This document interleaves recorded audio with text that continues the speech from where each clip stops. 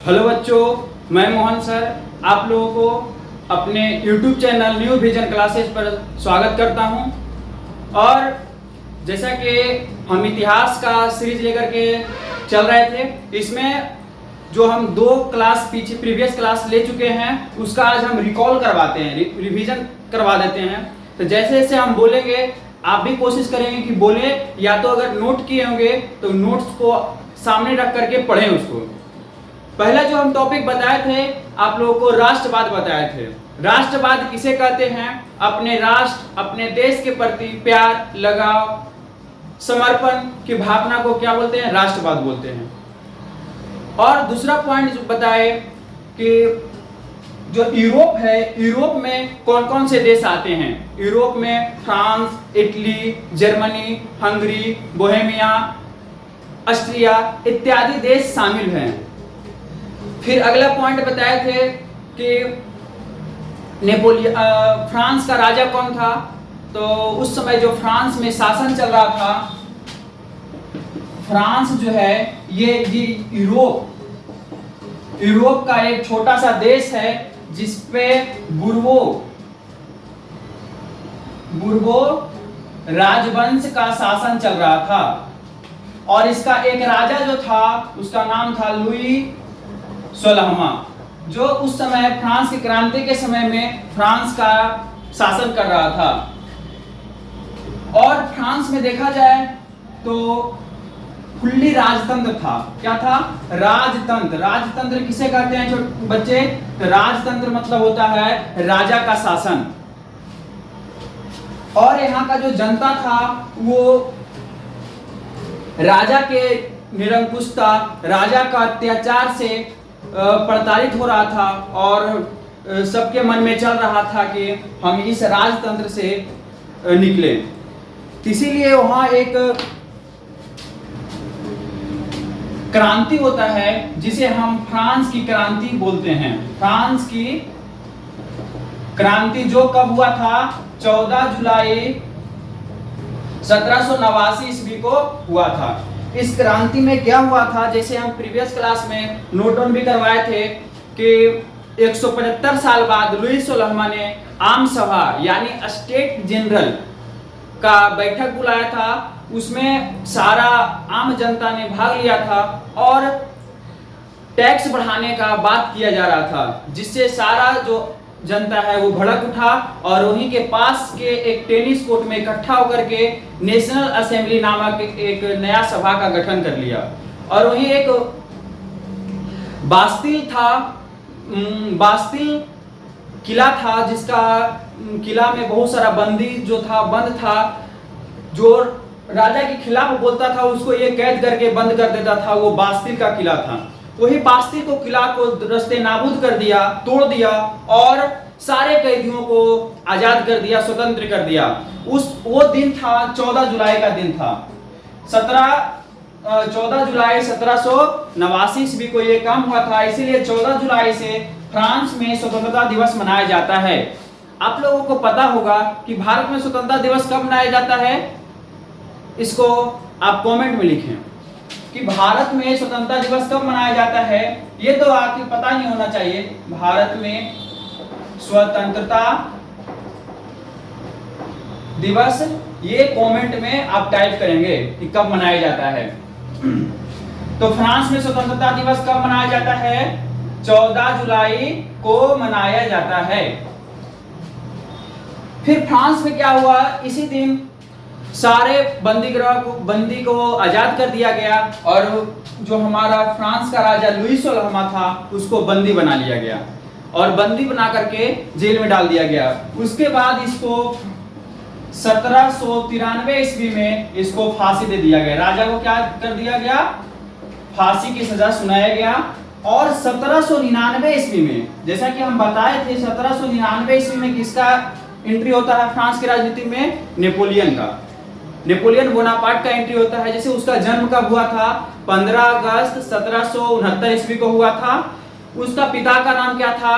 Carlo Bonaparte था। वो एक सेनापति था। ये आपको पता होना चाहिए और बहुत सारा ऑब्जेक्टिव इससे पूछा जाता है। नेपोलियन जो है यहाँ का फ्रांस का सम्राट कब बना था? 1804 ईस्वी में बना था। कब बना था? 1804 ईस्वी में बना था। और 1806 ईस्वी में हम जैसा कि बता चुके हैं कि नेपोलियन जो है केवल और केवल फ्रांस पर ही अधिकार नहीं किया, बल्कि यूरोप के अन्य देशों पर भी जाकर के अपना परचम लहराया और शासन किया। इसीलिए नेपोलियन जो विकास कर रहा था, फ्रांस को बहुत ऊंचाई तक ले जा रहा था, फ्रांस का विकास को बढ़ा रहा था। इसको जो अगल बगल का देश था, उसका पड़ोसी देश जैसे ऑस्ट्रिया हो गया, प्रसा हो गया, जर्मनी हो गया, इटली हो गया, हंगरी हो गया, रूस हो गया, ब्रिटेन हो गया। जो उस समय का ब्रिटेन आप जानते होंगे, ब्रिटेन जो था बहुत सारा देश को अपना उपनिवेश बनाता था, वो सबको ये अच्छा नहीं लग रहा था। उसको लग रहा था बताओ ये छोटा सा देश होकर के ये इतना विकास कैसे कर रहा है। तो नेपोलियन का शासन चल रहा था। 1804 में सम्राट बना, 1806 में प्रसा में जाकर के राइन संघ का स्थापना कर दिया। फिर बहुत सारा सब देश में जा करके अपना परचम लहरा रहा था, जिसको देख करके बुरा लग रहा था। किसको? ऑस्ट्रिया, बहुत सारा जो पड़ोसी देश था। तो उस समय ऑस्ट्रिया का चांसलर कौन था? मेटरनिक था। ऑस्ट्रिया का चांसलर मेटरनिक था, जिसको देख करके नेपोलियन को लग रहा था कि इसको हम क्या करें, हटा दें। तो उसी समय 1815 ईस्वी में, कब? 1815 ईस्वी में वाटरलू का युद्ध होता है। 1815 ईस्वी में क्या होता है छोटू? वाटरलू का युद्ध होता है, जिसमें नेपोलियन एक तरफ, फ्रांस जो देश है उसका राजा जो सम्राट था कौन था? नेपोलियन, वो एक तरफ हो गया, और बाकी जो यूरोप का सारा देश वो एक तरफ हो गया। जैसे उधर एक तरफ मान लो फ्रांस है, और एक तरफ क्या हो गया? ऑस्ट्रिया, हंगरी, बोहेमिया, प्रसा, इटली, ये सब, और ब्रिटेन, रूस, ये सब एक तरफ हो गया, और हमारा फ्रांस जो था, नेपोलियन जो था, वो एक तरफ हो गया। तब 1815 ईस्वी में क्या हुआ था? वाटरलू का युद्ध हुआ था। ठीक है, इसमें जो है वाटरलू का युद्ध में नेपोलियन का पूरी तरह से हार हो गया, और जो ऑस्ट्रिया का चांसलर था उसका विजय, यानी वो जीत गया। और इसमें जो है इसी के साथ नेपोलियन का जो शासन फ्रांस का था वो खत्म हो गया। और 1821 ईस्वी में, कब? 1821 ईस्वी में इसको फांसी की सजा सुना दिया गया था और फांसी दे दिया गया था। तो इस समय जो नेपोलियन का शासन, इस प्रकार जो नेपोलियन का शासन फ्रांस से खत्म होता है। क्वेश्चन पूछा जाता है नेपोलियन युग कब से कब तक है? तो नेपोलियन युग कब से कब तक हुआ? 1804 से लेकर के 1815 तक। 1804 से लेकर के 1815 तक। जैसा कि आप जानते होंगे कि कोई भी युद्ध से निकलने के लिए हम उसका शांति करवाते हैं।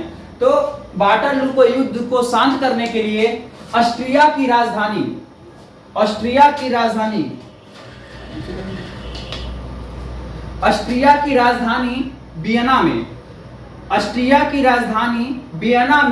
वियना कांग्रेस, मतलब एक सम्मेलन किया गया। ऑस्ट्रिया की राजधानी वियना में एक सम्मेलन किया गया, जो कब हुआ था? 1815 ईस्वी में हुआ था, और उसे हम वियना कांग्रेस के नाम से जानते हैं। क्वेश्चन पूछा जाएगा वियना कांग्रेस कब हुआ था? तो 1815 ईस्वी में हुआ था।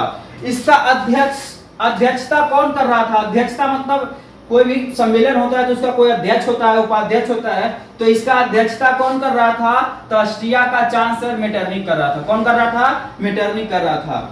और इसमें वियना कांग्रेस में हुआ क्या? तो ये यूरोप का मानचित्र फिर से व्यवस्थित कर दिया।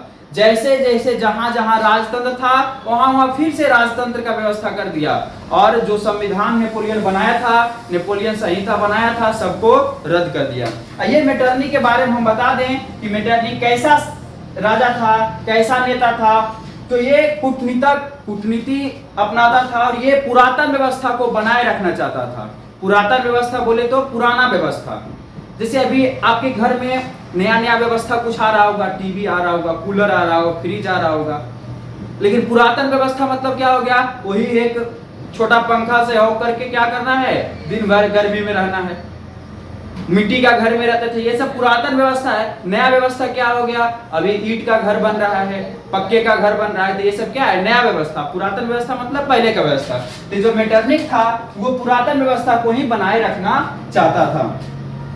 तो अब आज का जो ये क्लास अभी हम बताए, सारा जो प्रीवियस क्लास है उसको हम रिवीजन करवा दिए हैं, और हम आशा करते हैं कि ये सारा जो इससे अगर कोई भी एक ऑब्जेक्टिव क्वेश्चन अगर पूछा जाएगा तो आप बहुत अच्छे तरह से उसको बना पाएंगे और आप अपना 1 नंबर हासिल कर लेंगे। क्योंकि आपको पता ही होगा अभी तक क्या हुआ, नेपोलियन का शासन का अंत हो गया और वियना कांग्रेस के द्वारा, मेटरनिक के द्वारा फिर से वहां पुरातन व्यवस्था को अपनाया गया। पुरातन व्यवस्था को अपनाने में जो है जुलाई क्रांति होता है 1830 में। इसका जो है जुलाई 1830 में फ्रांस में पुनः स्वेच्छाचारी मतलब अपना शासन, स्वेच्छाचारी मतलब जो खुद का शासन करता है, स्वेच्छाचारी राजतंत्र के विरुद्ध क्रांति हुई। इसका क्या कारण था, तो जैसा कि अभी हम बताया था 1815 ईस्वी में वाटरलू का युद्ध हुआ था जिसमें नेपोलियन का हार हुआ। उसके बाद वियना कांग्रेस हुआ जिसमें मेटरनिक के द्वारा पुरातन व्यवस्था को अपनाया गया। तो इसमें पुरातन व्यवस्था को अपनाने में 1824 ईस्वी में चार्ल्स दशम को फ्रांस का राजा बना दिया गया। मतलब चार्ल्स दशम जो है एक निरंकुश शासक था, स्वेच्छाचारी शासक था, प्रतिक्रियावादी शासक था, जिसको कि वहां का राजा फिर से घोषित कर दिया गया। ये कैसा शासक, स्वेच्छाचारी राजा था और निरंकुश राजा था। उसके शासन में नागरिक स्वतंत्रता का हनन हुआ। मतलब नागरिक जो स्वतंत्र रूप से जी रहे थे उसका क्या होगा, हनन हुआ। हनन मतलब क्या होता है, उसको रोका गया। इसमें प्रेस अभिव्यक्ति पर भी रोक लगा दिया गया। प्रेस मतलब जो मीडिया वगैरह जो पूछताछ का स्वतंत्रता रहता है उस पर भी रोक लगा दिया गया। और जो उदारवादी का भी दमन किया गया। उदारवादी मतलब होता है जो अच्छा दिल वाला, भलाई सोचने वाला, उसका भी क्या किया गया, दमन कर दिया गया। और चर्च तथा कुलीनों को विशेषाधिकार दे दिया गया। चर्च जैसा कि बोला जाता है, हम बताए थे समाज 3 भाग में बट गया था, प्रथम स्टेट्स, द्वितीयक स्टेट्स और तृतीयक स्टेट्स। प्रथम स्टेट्स में पादरी आते थे, द्वितीयक स्टेट्स में कुलीन आते थे और तृतीयक स्टेट्स में सर्वसाधारण वर्ग आते थे। और सर्वसाधारण वर्ग से ही एक छोटा सा वर्ग निकल करके बाहर आया था जिसको हम मध्यम वर्ग बोलते हैं। तो जो प्रथम स्टेट और द्वितीयक स्टेट यानी कि जो चर्च में जो रहते थे पादरी और कुलीनों को वहां विशेषाधिकार दे दिया गया। विशेषाधिकार मतलब विशेष प्रकार का अधिकार दे दिया गया। इससे क्या हुआ, विरोध बढ़ने लगा। जनता के द्वारा यहाँ पे क्या करने लगा, विरोध करने लगा। और दूसरा कारण जो आता है, चार्ल्स दशम के द्वारा प्रधानमंत्री का नियुक्ति, किसको नियुक्त किया गया प्रधानमंत्री, पोलीगनेट। ये क्वेश्चन तुमको पूछा जाएगा, चार्ल्स दशम ने प्रधानमंत्री किसको बनाया था, तो पोलीगनेट को बनाया था। चार्ल्स दशम फ्रांस का राजा कब बना था, 1824 ईस्वी में बना था। चार्ल्स दशम कैसा राजा था, तो एक स्वेच्छाचारी, निरंकुश या प्रतिक्रियावादी राजा था। तो चार्ल्स दशम जब प्रधानमंत्री पोलीगनेट को नियुक्त किया तो ये क्या हो गया, जो ये चार्ल्स दशम के खिलाफ हो रहा था, सब लोग विरोध कर रहा था, जो है उसका अग्नि को और प्रज्वलित कर दिया। मतलब उसका जो आक्रमण का आग, विद्रोह का आग, विरोध का आग जो था वो और बढ़ गया। किसके नियुक्ति से, पोलीगनेट की नियुक्ति से। पोलीगनेट की नियुक्ति कौन किया था, चार्ल्स दशम किया था। चार्ल्स दशम राजा कब बना था, 1824 ईस्वी में बना था। उसके बाद फिर 26 जुलाई 1830 को पेरिस में जनता ने खुला विद्रोह कर दिया। उसके बाद क्या हुआ, 26 जुलाई 1830 में पेरिस क्या है, तो पेरिस है फ्रांस का राजधानी। पेरिस में जनता का खुला विद्रोह किया गया, जिसे हम जुलाई क्रांति के नाम से जानते हैं, जिसे हम जुलाई क्रांति के नाम से जानते हैं। तो देखिए ये क्वेश्चन तुमको लघुतरीय और दीर्घ लघुतरीय में भी पूछा जाएगा। मतलब दीर्घ उत्तरीय क्वेश्चन में भी पूछा जाएगा। तो जब लघुत्तरीय क्वेश्चन में पूछा जाएगा बस इतना तक लिख करके खत्म कर देना है। अगर दीर्घोत्तरीय क्वेश्चन में आएगा तो इसका परिणाम भी लिखना है। अब बताओ कोई भी क्रांति होता है उसका परिणाम क्या होगा? तो इसका परिणाम क्या होगा, जो ये चार्ल्स दशम राजा था वो अपना बोरिया बिस्तर बांधा, उसके बाद वहां से भाग गया। मतलब फ्रांस का राजगद्दी को छोड़ करके कहां भाग गया? ब्रिटेन भाग गया। उसके बाद फिर वहां जो है पहले मतलब संविधान का स्थापना किया गया, लोकतंत्र लाया गया, मतलब शासन को व्यवस्था किया गया फिर से। तो हम चलिए 2 पॉइंट में हम परिणाम को भी देख लेते हैं। परिणाम क्या हुआ? चार्ल्स गद्दी त्याग कर इंग्लैंड भाग गया, मतलब अपना बोरिया बिस्तर बांधा, उसके बाद कहां भाग गया? इंग्लैंड भाग गया। किसके डर से? जनता के डर से। हम बताए थे कि जनता में जो पावर होता है वो किसी में पावर नहीं होता है। और फ्रांस में बुर्बो वंश के स्थान पर ऑर्लियंस वंश के लुई फिलिप को गद्दी को सौंप दिया गया। मतलब बुर्बो राजवंश की जगह पर कौन वंश आ गया? ऑर्लियंस वंश की स्थापना हुआ और लुई फिलिप को वहां का राजगद्दी पर बैठा दिया गया। और दूसरा परिणाम क्या हुआ? जो वहां राजतंत्र चल रहा था, संवैधानिक राजतंत्र की स्थापना हुआ। और तीसरा क्या हुआ? उदारवाद और राष्ट्रवाद का विजय हुआ। मतलब जो राष्ट्रवादी था, उदारवादी मतलब जो अच्छा दिल वाला था, और राष्ट्रवादी मतलब जो अपना देश से प्यार करता था, उसका क्या होगा? जीत हुआ। तो ये हो गया जुलाई क्रांति का परिणाम। आशा करते हैं कि आज का क्लास जो है जुलाई क्रांति बहुत अच्छे ढंग से समझ में आया होगा और इसको नोट कर लें। 1830 की जुलाई क्रांति में क्या क्या बताए? पहले हम बताए कि जुलाई 1830 में एक स्वेच्छाचारिक क्रांति हुआ था। फ्रांस में जो है स्वेच्छाचारिक क्रांति हुआ था जिसे हम जुलाई क्रांति के नाम से जानते हैं। और इसका 2 कारण था। पहला कारण क्या था? 1824 ईस्वी में चार्ल्स दशम को वहां का राजा घोषित कर देना।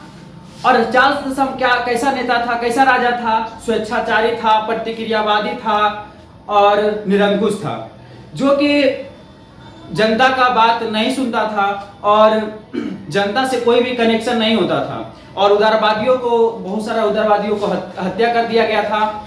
और उसके बाद दूसरा कारण जो था, चार्ल्स दशम के द्वारा पॉलीगनेक को प्रधानमंत्री नियुक्त करना। और उसके बाद हम क्या देखे?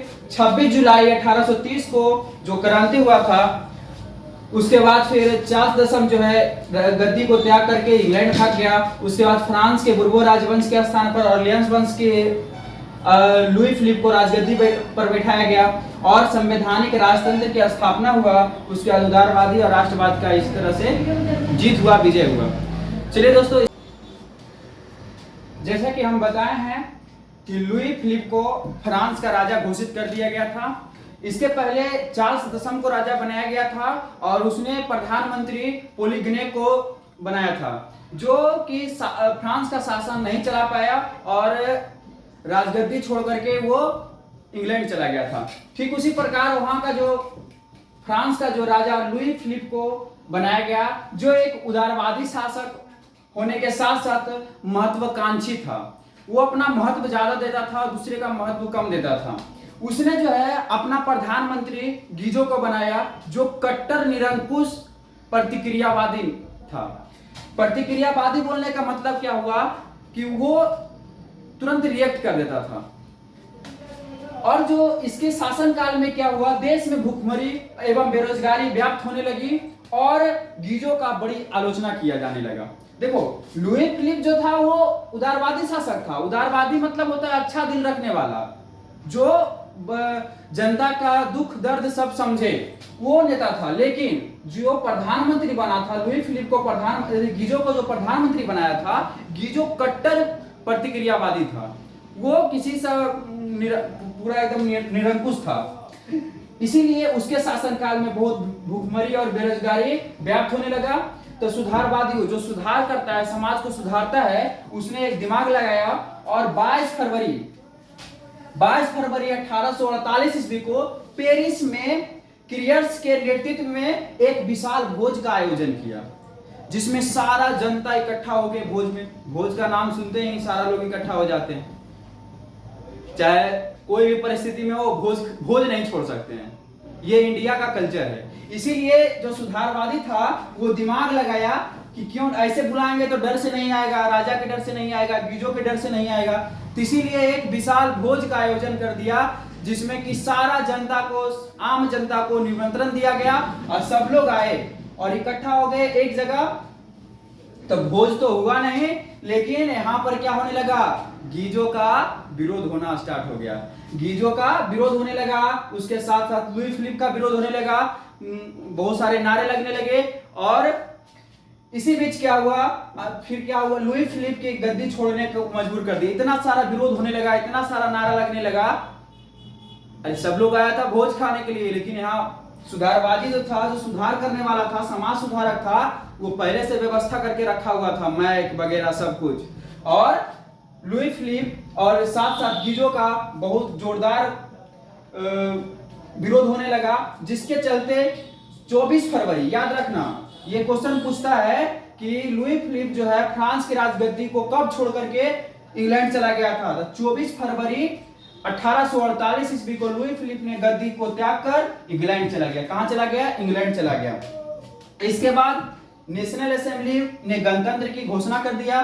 जैसा कि जानते हैं, कोई भी क्रांति होता है या राजतंत्र को हटाया जाता है तो लोकतंत्र आता है, संविधान आता है। उसी तरह से नेशनल असेंबली जो एक संघ बनाया गया था, आपको याद होगा कब ये बनाया गया था, जब लुई सोलहवां को भगाना था। उसी समय नेशनल असेंबली ने गणतंत्र की घोषणा करते हुए 21 वर्ष की उम्र या उसके ऊपर सभी वयस्क पुरुषों को क्या कर दिया, मताधिकार प्रदान कर दिया। और इसके साथ ही वहां का जो सम्राट, फ्रांस का सम्राट लुई नेपोलियन को घोषित कर दिया गया। तो अभी तक का जो क्लास हुआ, इसमें फ्रांस का सारा क्लियर हो गया। कल के क्लास से हम इटली का एकीकरण, जर्मनी का एकीकरण, फिर यूनान, बोहेमिया, बहुत सारा देश में छोटा छोटा टॉपिक के साथ हम आएंगे और खत्म करेंगे। ठीक है दोस्तों, आज के क्लास में इतना तक ही रहेगा और हम आशा करेंगे कि आप लोग प्रीवियस क्लास का रिवीजन करते रहेंगे। अच्छा से रिवीजन करें ताकि हर एक क्वेश्चन का हम वहां एग्जाम में सॉल्यूशन दे सके। ठीक है दोस्तों, इसके आगे नेक्स्ट क्लास में। Thank you. अगर आपको मेरा वीडियो अच्छा लग रहा है, मेरा कंटेंट अच्छा लग रहा है, इसमें हो सकता है कुछ लाइट प्रॉब्लम हो, आपको देखने में कुछ दिक्कत हो, तो आप कृपया करके अपने कमेंट सेक्शन में मैसेज कर दें ताकि हम वो देख करके उसको सोल्व आउट कर दें। ये आप बोर्ड से देख करके आप अपना कॉपी में नोट डाउन करें ताकि एग्जाम के समय में हम क्विक रिवीजन करने में मदद मिलेगा। आप कॉपी रखिएगा, हम यहाँ से लाइव करेंगे, बहुत सारा क्वेश्चन रहेगा, उस पर डिस्कशन करेंगे। ठीक है, इसके बाद हम आज का क्लास यहीं समाप्त करते हैं और इसके आगे नेक्स्ट क्लास में अगर आपको अच्छा लग रहा है तो लाइक करें, सब्सक्राइब करें और दूसरे भाई बंधु को भी शेयर करें।